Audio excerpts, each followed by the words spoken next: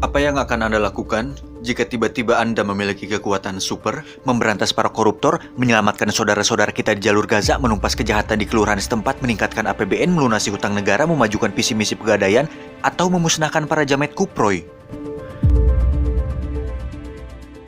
No. Matt! Can we get out of here? Dude, no way!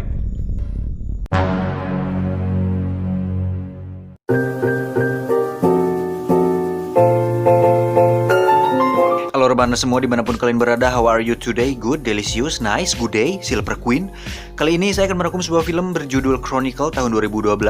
Dan kita tahu bahwa film dengan konsep found footage selama ini hanya bergenre horor seperti Paranormal Activity dan lain-lain. Namun film ini mengambil tema yang sangat berbeda dan menjadi satu-satunya film found footage di dunia yang bertemakan superhero. Seru deh pokoknya. Langsung saja pasang handsfree, hapus chat WhatsApp dari mantan, siapkan camilan, cari posisi rebahan terbaik, selamat menonton dan cekicrot. Get it when I get back.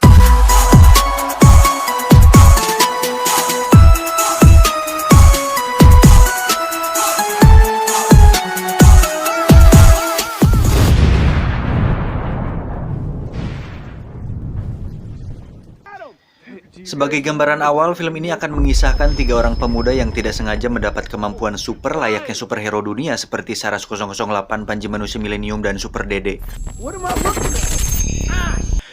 Film ini sebenarnya akan berfokus pada tokoh utama bernama Andrew yang baru membeli dan memiliki sebuah kamera dengan tujuan untuk merekam segala sesuatu di sekitarnya. No, you're drunk. I'm what? Andrew sendiri lahir di sebuah keluarga yang cukup menyedihkan di mana ibunya sedang sakit keras dan ayahnya seorang pemabuk berat, mantan petugas pemadam kebakaran. Pada adegan ini, Andrew sedang dijemput oleh sepupunya bernama Mamat, tapi sering dipanggil Matt. Dia adalah satu-satunya orang atau teman yang peduli kepada Andrew. Are you not coming in? Andrew sendiri tidak memiliki teman di sekolahnya dan justru sering menjadi bahan bully bagi orang-orang di sekitarnya. What is this? You're on a film, man. Pretty on camera. Come on, man, you piece of shit from the hole. Oh, guys! This is my street. Oh, great. Hey, film me! Don't film me! Saat di rumah, Andrew pun mengalami perlakuan yang sama di mana ayahnya sendiri seringkali berbuat kasar kepada Andrew.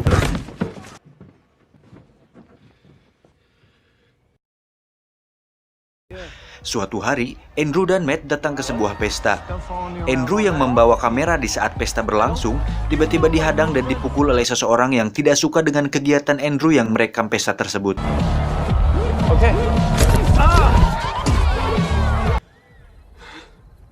Andrew pun keluar dan membersihkan kameranya. Tidak lama, muncullah seseorang bernama Steve. Steve sendiri merupakan siswa yang cukup populer karena dia adalah kandidat calon ketua OSIS di sekolahnya. Saat itu, Steve meminta Andrew untuk merekam sesuatu yang ditemukannya bersama Matt di sebuah hutan yang tak jauh dari sana. Mereka menemukan sebuah lubang di tanah yang sangat misterius. Lubang tersebut mengeluarkan suara yang cukup aneh yang membuat kamera Andrew mengalami gangguan frekuensi semacam glitch. Karena penasaran, mereka bertiga pun masuk ke dalam lubang tersebut. Hello?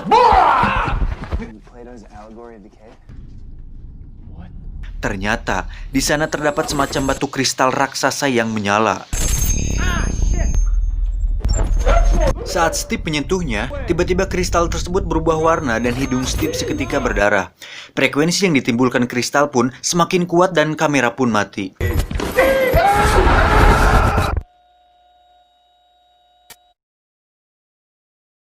Tidak diceritakan secara detail apa yang terjadi kepada mereka saat itu. Adegan pun berpindah ke waktu beberapa minggu setelah kejadian tersebut. Mereka terlihat sedang bermain bola dan tengah menguji sesuatu. Entah apa sebabnya, setelah kejadian itu, mereka ternyata tidak sengaja mendapat kemampuan semacam telekinesis di mana mereka mampu mengendalikan dan menggerakkan sebuah objek tanpa menyentuhnya. Wow! Oh man, stop. That was awesome. Mereka pun memutuskan kembali ke tempat di mana lubang itu berada untuk mencari tahu apa yang sebenarnya terjadi pada mereka. Namun, lubang tersebut sudah tertutup oleh tanah dan nampaknya masih menjadi misteri. Dan sampai akhir film pun tidak diceritakan asal-usul dari mana lubang dan kristal itu berasal. It's good? Yeah, it's pretty cool, right? Like, what's up with your dad? What's his story? Yeah.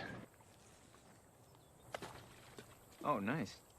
Sejak saat itu, mereka bertiga terus melatih kemampuannya dan menggunakan kemampuannya untuk hal-hal tidak penting seperti berbuat jahil kepada orang-orang di sekitarnya. Mereka memilih melakukan itu karena memang tidak tahu mau diapakan kekuatan tersebut.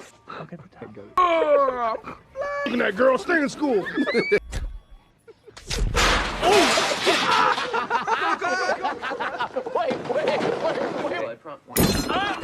Oh, snap. Like I said, I actually did want to be a police officer. Oh, seriously? Dude. Oh, come on, that is so messed up. It was a failed attempt, though. What? What? Dude. Di suatu titik, saat mereka sedang berkendara, tiba-tiba ada sebuah mobil di belakang yang terus mengklakson. Andrew berinisiatif untuk memberi pelajaran, namun sepertinya dia terlalu kebablasan.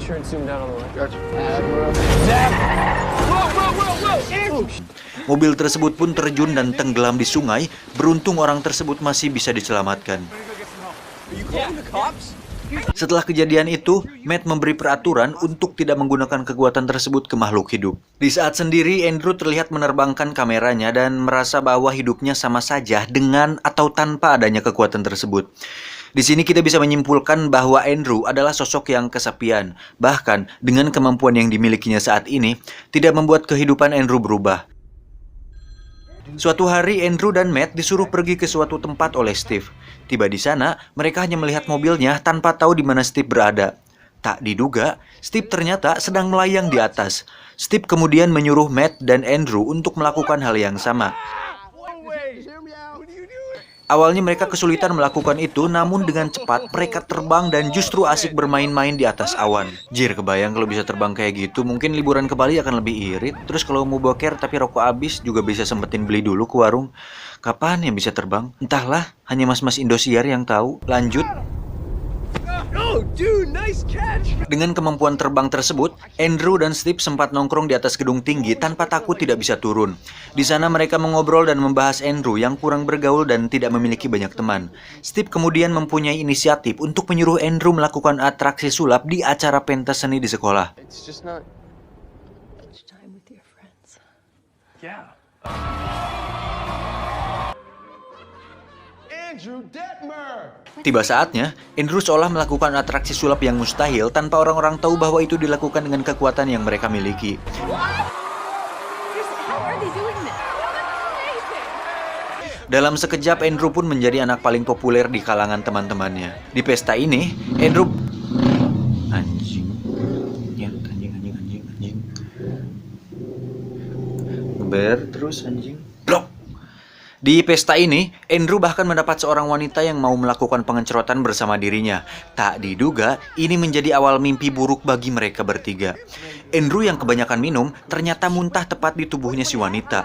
Hal itu dengan cepat menyebar ke semua orang dan menjadi bahan olok-olok teman satu sekolahnya.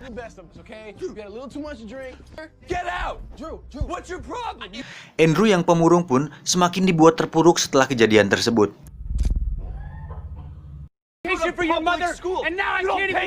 Bahkan saat di rumah, Andrew menggunakan kekuatannya untuk melawan ayahnya yang pemabuk itu.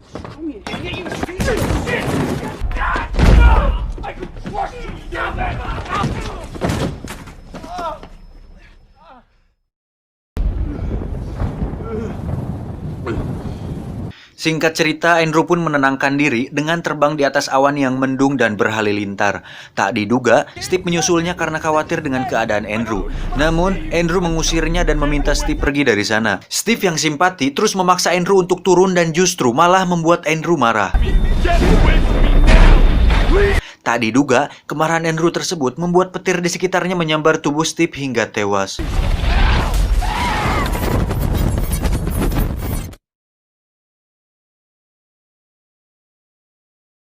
Steve pun akhirnya dikebumikan dengan diiringi lagu JKT48.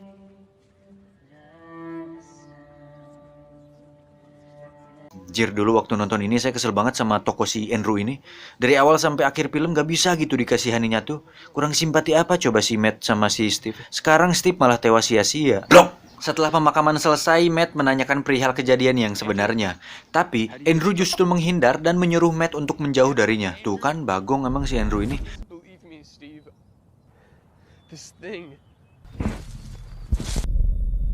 Dari situ Andrew berubah menjadi sosok seperti psikopat yang dianugerahi kekuatan super. Di sekolah, Andrew pun mendatangi anak yang suka membulinya dulu. Lalu, dengan kekuatan yang dimilikinya, Andrew mencabut gigi si anak tersebut. Sejak saat itu, Andrew pun menjadi lebih kuat dari sebelumnya dan menjadi paling kuat di antara yang lain. Di sisi lain, penyakit ibu Andrew semakin parah karena tidak mendapatkan obat dan tambah diperparah dengan perilaku ayahnya yang tidak bertanggung jawab atas pengobatan ibunya. Andrew pun memutuskan untuk mencari uang sendiri untuk membeli obat ibunya. Dia memakai seragam pemadam kebakaran milik ayahnya dulu dan berencana untuk mencari uang dengan caranya sendiri. Tak diduga Andrew menghampiri para preman di sekitar rumahnya yang dulu sering mengganggunya. Andrew melumpuhkan satu persatu dari mereka dan mengambil uang yang mereka miliki.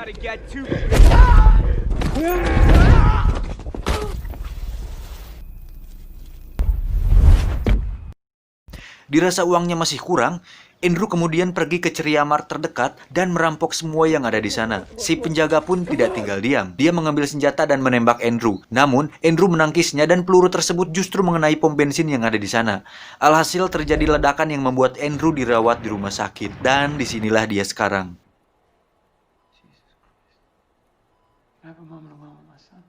Tidak lama ayahnya pun datang. Dia nampak terlihat bersedih. Namun, bukan karena Andrew. Tetapi, ayahnya justru menyalahkan Andrew atas kematian ibunya yang telat diberikan obat. Si ayah yang emosi kemudian teriak-teriak di depan Andrew yang sedang terbaring koma.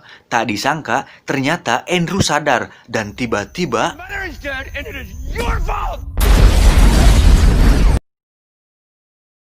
Go back and take the medicine exit. Di sisi lain, Matt dan pacarnya yang sedang akan menjenguk Andrew langsung dikejutkan saat dia melayang sambil menyandera ayahnya. Andrew pun langsung menjatuhkan ayahnya. Sontak hal tersebut membuat semua orang terkejut, termasuk pacarnya Matt yang sedang memegang kamera ini. Matt kemudian mengajak pacarnya untuk naik mobil dan pergi dari sana. Di tengah perjalanan, tak diduga mobil yang dikendarainya tiba-tiba terangkat dan terbang ke atas. Di atas sana, sudah ada Andrew yang sudah menunggu. Mobil pun dijatuhkan, tapi pacarnya berhasil diselamatkan. Stay here, okay? Orang-orang yang ada di atas gedung tiba-tiba dikagetkan saat Andrew memecahkan kaca dan mengambil kamera mereka semua. Matt pun menghampiri Andrew dan memintanya untuk menghentikan ini semua. Namun, Andrew yang sudah dipenuhi emosi sekaligus kesal karena paket kuota data internetnya habis, tidak menghiraukan kata-kata Matt. Look at me! This is man! You're hurting people! I'm an apex predator. Dari situlah terjadi pertarungan sengit di antara mereka. Seisi kota pun dibuat hancur oleh Andrew.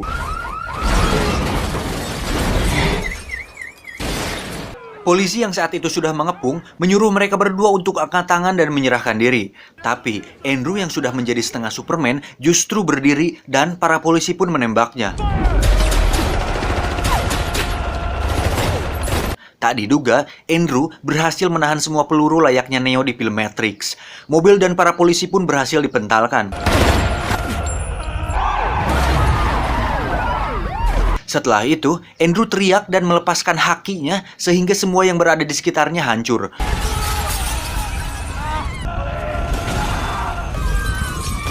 Matt yang melihat hal itu pun tidak bisa tinggal diam. Lalu, dengan tombak yang dipegang patung tersebut, Matt terpaksa menusuk Andrew hingga tewas.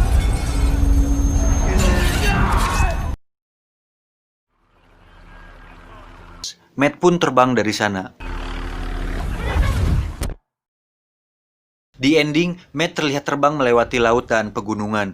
Ternyata, dia memutuskan untuk menjadi My Trip My Adventure dan mendedikasikan itu semua untuk Andrew dan Steve yang sudah meninggal. Usut punya usut, dia sekarang bergabung bersama Avengers.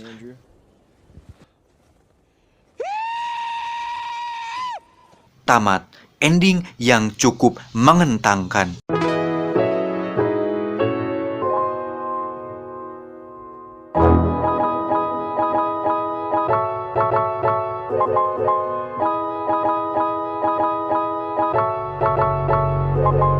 Secara alur cerita, film ini cukup sederhana dan mudah dipahami karena memang mengedepankan sisi realistis dari kehidupan remaja yang sebenarnya, di mana konflik yang mereka alami masih sekitaran kehidupan keluarga dan lingkungan sekitar mereka.